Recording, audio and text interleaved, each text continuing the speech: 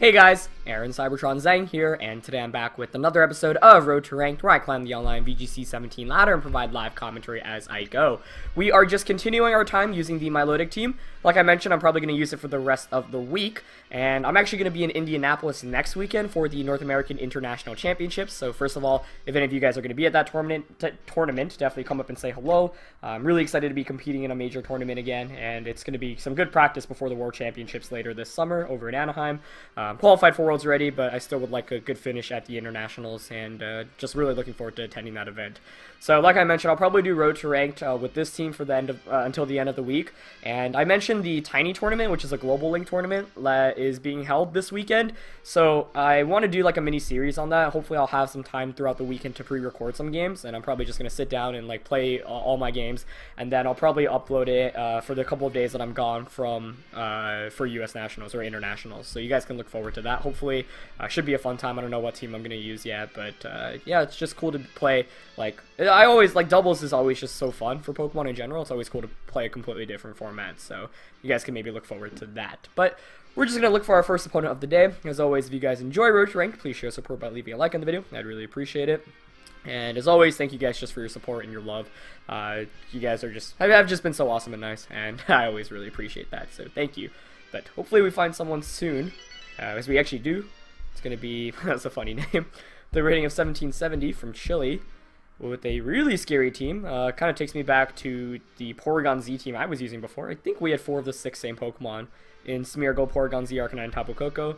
Of course, my opponent has Ninetales and that Mudsdale as well. So with these teams, like typically Porygon will want to Fake Out, and Porygon Z will want a Z conversion. So if there weren't a Mudsdale, I'd feel so good about this, because now Ego and Gigalith would sweep through everything, but the Mudsdale just changes everything. So let's see. I think I'll go now Ego and Gigalith still. Yeah. I feel like I need the Gyarados here for Mudsdale. And for the last one, I'd like Milotic, but I think I'll go Kartana just because I can also Z-move to do a ton of damage. Yeah. And more importantly, like Leaf Blade against the Mudsdale. Mudsdale is going to be the biggest problem by far in this game, so not really looking forward to fighting against that. Like Milotic, I don't know. Milotic, this team was originally built around, and it's really cool, but I don't know. I feel like it's not a very great set. I saw some suggestions for Adrenaline Orb, which I probably would consider. I also don't think I'm maybe playing with the Milotic necessarily correctly, because I probably should be bringing it in the back more often than leading with it, because all the games I've led with it, it kind of just faints without doing much, other than that one game where we like cheesed with the Hidden Power Fire against Kartana. But there are just too many variables that can go wrong for Scarf Milotic, which is why I'm not the biggest fan of it, but it's still fun to use. So I'm going to go with my double rock lead here with now Ego and Gigalith, as we'll see the Smeargle and Porygon. Okay, that's actually kind of what I wanted to see here. Because if you're my opponent right now, you can only fake out one of the 2 Pokemon. So you either fake out the now Ego, and I just Z-move your Porygon, or you fake out Gigalith and I get the Trick Room up. So what I'm going to do this first turn is just Trick Room and launch that Z-move immediately into Porygon, because if the Gigalith gets faked out, you know, then the Z-move won't be used up. And if the now Ego gets faked out, then the Z-move should still knock out the Porygon. Ideally, actually, fake out goes into now Ego here. I suppose my opponent also could follow me in Z conversion, which would actually be a really good play now that I think about it, just because the Sash would knock you out. And then you get a free switch into Mudsdale as well.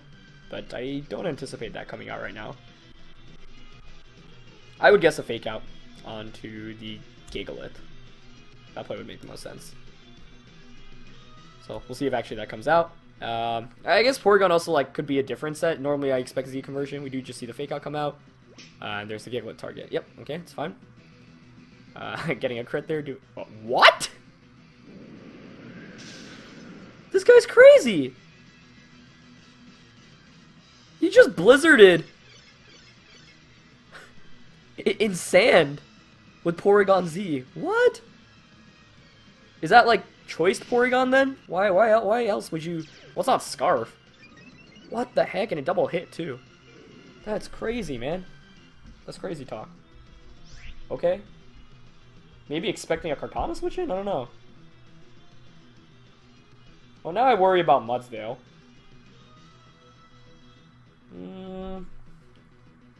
I'd like to just Z-move Porygon and Sludge Bomb Smeargle. And I think I will. Smeargle could follow me, but then it would still get knocked out by the Z-move. Porygon could protect. I guess Smeargle could Spore here now. Now Smeargle Wide Guards. Okay. That's perfect for me. I'll get a double knockout this turn probably. Wow. Is there no Mudsdale? If that's the case, then this is probably pretty much just over. I don't understand the Blizzard play there at all. Like, even if you do double hit, unless you're freezing either Pokemon, you do no damage because of the... First of all, these two Pokemon are rather bulky on the special defense and HP spectrum. And then second of all, like, yeah, I don't know. The Sandstorm obviously boosts Rock types special defense as well. So very confusing first couple of turns, but we'll take it, I guess. I just really expected the Z conversion. Sludge Bomb does connect and does get the knockout on Smeargle, so I get the nice Beast Boost as well, but I'll probably switch into Gyarados this next turn because I assume there's going to be a Mudsdale.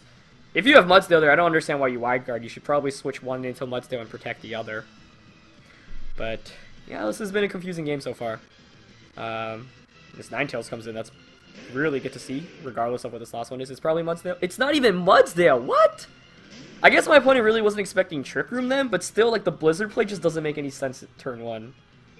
So, yeah, this game's probably going to be over in a turn or two. I'll probably play it safe here. Actually, yeah, I just need to Power Gem Arcanine since that'll definitely knock out. I guess I'm slower. But, no, I'll get the switch it into Gyarados. Switch it, Intimidate it. And Gigalith wins 1v2 against these two Pokemon. So, yeah, I don't really know what my opponent's game plan here was. I'm, like, shocked you would bring Arcanine, Ninetales, Porygon Z, and Smeargle and not Mudsdale. Maybe timing out in Team Preview, or maybe just deciding, hey, like, I can deal with those perfectly fine. Yep, there's a Flare Blitz, that's fine. After Intimidate, definitely shouldn't knock me out, and then Power Gem would just knock out it in return, even if you crit there. Like, once again, Gigalith just wins 2v1 against these two anyway. Unless it's, like, Band Arcanine and you lock yourself into close combat. But Power Gem here should pick up the knockout cleanly, as it does, and yeah. Interesting first game, that's for sure. Like, without Mudsdale, like that in Team Preview, I was like, oh, if my opponent doesn't have if my opponent didn't have Mudsdale, I'd feel so good about my chances of winning this game. And that's pretty much exactly what happened here. Like, my opponent didn't bring Mudsdale, and now Ego Gigalith just walked over the entire team. As now Ego even hangs on with 1 HP. Yeah, so I'll just Sludge Bomb, or Power Gem, I guess, and switch back out into Gigalith to get the sand up. Yeah, Smeargle didn't go for a Spore either. That was the other curious decision. Like, I guess my opponent was just really hoping I'd Rock Slide there, which would make sense, but I don't know what Porygon Z really could even do against a Gigalith and a now Ego under Sandstorm. Like, my opponent didn't go for a potential conversion, a Z conversion, and then there wasn't a Tapu Koko in this game either. So maybe my opponent was like, wow, I really have nothing against Trick Room, so I'm just going to try to go for a freeze in Sand, or, yeah, or maybe it was a timeout. Either way, good game to my opponent. Like, I don't want to sound like I'm just, like, making him seem like a bad player or criticizing him. I'm just trying to point out why the game worked out so well in my favor and why how my opponent could have potentially improved. I feel like keeping Mudsdale on the bench is just... it's not a big... I guess I could see why you don't want to bring Mudsdale because I have Gyarados, Milotic, and the Kartana. But, I don't know. I feel like Mudsdale is still potentially worth bringing in just because it's rather defensive and can take a potential physical type attack or two. If you switch into a special type attack, you also, get the stamina boost. But, I don't know. Hard to say, say anymore without knowing my opponent's full team and the information behind it. So, yeah, I mean, like, Blizzarding turn 1 in Sand is always just really risky, and I think Pokemon's a game where you always want to play as optimally as possible, especially in the early game. So... that much was confusing to me, and with the conversion, like, at least you get a little bit bulkier, and that could be a little bit scarier. But, yeah, that game felt like as perfectly as I could have asked for it, too. No Mudsdale, just immediately setting up Trick Room and then sweeping from there. You'd imagine had Mudsdale come out, you could have switched out the Porygon into Mudsdale, and if Smeargle had Spore, put something to sleep, and then suddenly the game turns completely around if one Smeargle has Spore, which it often does. Like, typically you'll go Fake Out Spore, Follow Me, Wide Guard, Spiky Shield, like a combination of those. And then, yeah, it would have been a completely different game there. But I think one of the things is people often forget that now Ego can Trick Room. And I guess if you look in Team Preview against this team and you're like, you know, I'm gonna be slower than everything. Everything could just double up for a knockout. Like, that would make sense as to why my opponent didn't bring the Mudsdale. But yeah, I've been rambling for quite a while now. Hopefully we find someone soon. Okay, we're going to find Saiha with a rating of 1782 for our next opponent of the day, running a team of Arcanine, Celesteela, Tapu Koko, Kartana, Gastrodon, and Snorlax. So, let's see here. Gastrodon sticks out to me the most. I think Tapu Koko is annoying. Tapu Koko is always annoying. I probably want to lead Now Ego. Actually, yeah, I like Now Ego Tapu Koko a lot here as a lead for me, with Kartana in the back, definitely. And for the last one, I'm inclined to go Gigalith. Like, the water types just struggle a little bit more with Kartana, I mean, with the Gastrodon team preview, so even if my opponent brings Gastrodon, I don't have to worry about it. And without, even without the Gastrodon, the 4 that I've chosen here, I think match up pretty well. So, I feel relatively confident with that, and as a result, once again, poor Milotic's going to be sitting on the bench, but the thing about Milotic is, like, it really struggles against Tapu Koko, even with the Scarf, because it's like, I don't really do too much damage, and it can threaten me for a knockout immediately. And if I lead Milotic against Tapu Koko, I'm just forced to switch out. Even if I had Milotic in the back for this game, like, it's quite bad, really, overall, because of Gastrodon being able to wreck the, you know, its main means of offense, and then, like, Ice Beam doesn't really do anything other than maybe the Kartana and Hidden Power Fire, but without knowing the Kartana's item, that's also a concern. So, gonna lock in for our second match here. We'll see what my opponent goes with. Yeah, unfortunately, this team started with, like, Scarf Milotic, and now it's really become, like, a Trick Room Now Ego team with some hybrids with here and there. But time to get into game 2. We'll see what my opponent ends up bringing up. Blizzard Porygon Z. I'm still trying to, like, decipher that from the last one. That's definitely not something I've seen, ever. Like, I should have known I got Blizzard. It actually makes a lot of sense. Like, that's kind of cool if you run Blizzard with the Ninetales and the Tapu Koko in the back, because then you have like 100% accurate Blizzards and really strong Thunderbolts. But no Z conversion came out that game. So we see the Koko and the Celesteela, which I would say is pretty solid for me here. My opponent's Tapu Koko's terrain goes up first, that's fine. So like, I can't see Celesteela just staying in on a Thunderbolt. So now the question is, like, does Gastrodon come out? You brought Gastrodon, you probably should bring it out. But maybe my opponent expects me to predict the Gastrodon to come in. Like, my safest play is still to just Sludge Bomb Tapu Koko and Thunderbolt Celesteela. You've got to switch out the Now Ego here, though. I mean, sorry, the Celesteela. That'd be so risky not to. Yeah, I think I'll just Sludge Bomb Tapu Koko and Dazzling Gleam. Gastrodon's the only thing that can switch in to a Thunderbolt, but I'm going to predict the Gastrodon switch in right now. Okay. Nice. Oh! Yeah, okay, I just realized that was going to happen. Because Celesteela's going to come back into that slot now. That was a really nice play. Darn, I could have Thunderbolted the Tapu Koko slot. Unless my opponent fears the Thunderbolt, which I actually would consider if I were my opponent. But yeah, the Volt Switch there was relatively obvious. Great play by my opponent there. Losing the Sash kind of sucks too, and yeah, like, Specs Dazzling Gleam still doesn't do that much. So I called the prediction correctly on Gastrodon, but Celesteela was like the bigger issue, so I didn't get that correctly, unfortunately. That is a problem. That definitely is a concern now, because I'm locked into Dazzling Gleam.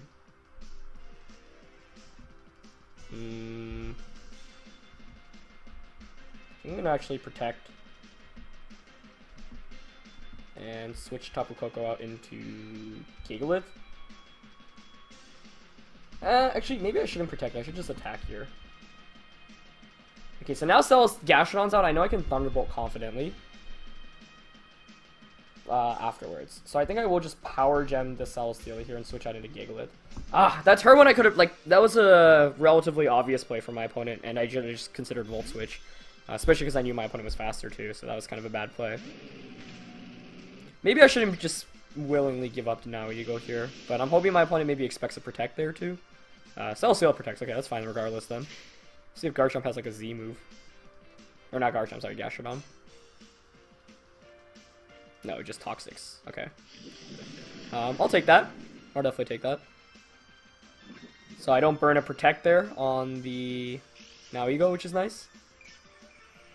And I can Z-move Celesteela now, which I definitely think I'll do. Protect down now Ego now I could go for. And I think I will here, yeah. I'll play it safe here. Because I don't even think a Heavy Slam and like a Scald will knock out the Gigalith. So I'll just Z-move Celesteela and Protect now Ego. Gastron switches out. Okay, that's probably Arcanine? Yeah. I could have Power Gemmed that switch in. Okay. Really nice switches by my opponent thus far. Like, phenomenal switches. But now I know the 4 Pokemon at least, which is good. Heavy Slam at least does go into Protect, which is good. And I will at least get my Z-move off. But obviously the issue is this isn't going to be doing nearly as much damage to the Celesteela at -1. So I should be able to live that relatively comfortably.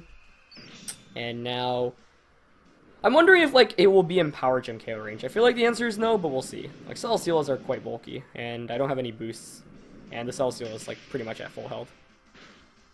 Yeah, jeez. That took that really well. So the main issue is like Kartana is so good against Gastrodon, but it sucks against everything else. And I did not bring Gyarados here, which might have been a mistake.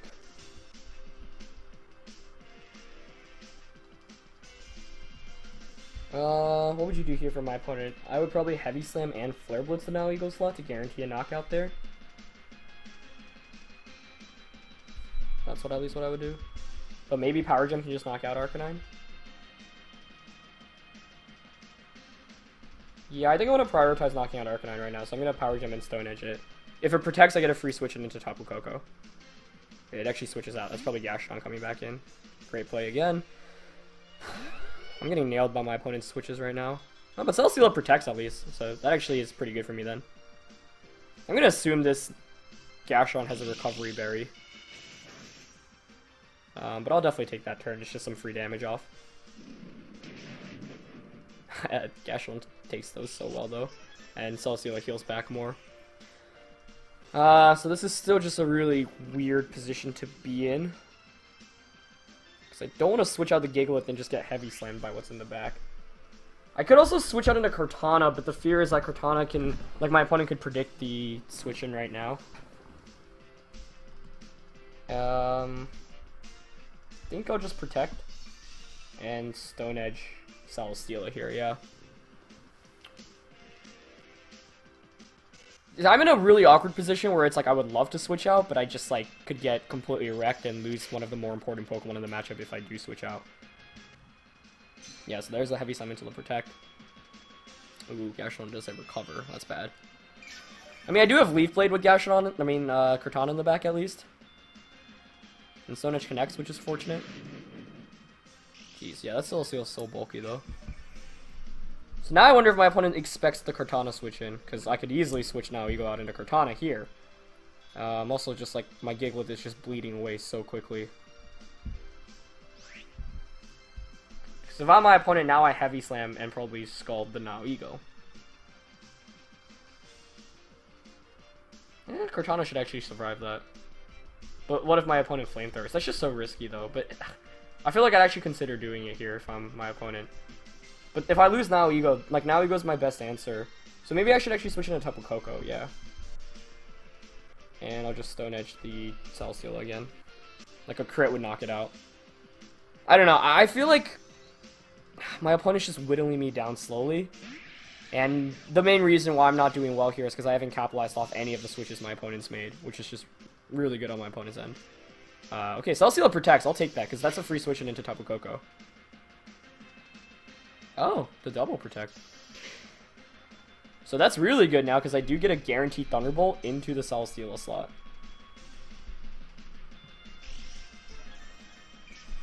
Yeah. So if I'm my opponent, I might actually just sack the Celesteela at this point in the game, because it's honestly not that important. Gigalith will faint. I kind of want to switch Gigalith out into Kartana here. Yeah, and I think I will. Reason being, I want to reset up the Sandstorm specifically so that now Ego Special Defense is boosted, because that's quite important against my opponent's Gastrodon and Tapu Koko. But finally I'm in a position now where Celestial protected, so I can just Thunderbolt the Celestial slot, and it looks like it's staying in, which is, I think, a good play on my opponent's end, because you don't want your Tapu Koko or your Arcanine to take a Thunderbolt. So I will get the knockout here, but Gastron's going to get an attack off. We'll see who it targets. Switching in Kartana is kind of risky here. We just see the Scald. I think that's going to the Koko slot, yeah. Okay. No burn, please. Okay. So now I think the Tapu Koko, yeah, definitely comes in from my opponent's end. So we know it's Life Orbed. And Kartana is my only way of really dealing with the Tapu, or the Gastrodon at this point in the game, so I need to conserve that. If I'm my opponent here, I'd probably Thunderbolt Tapu Koko.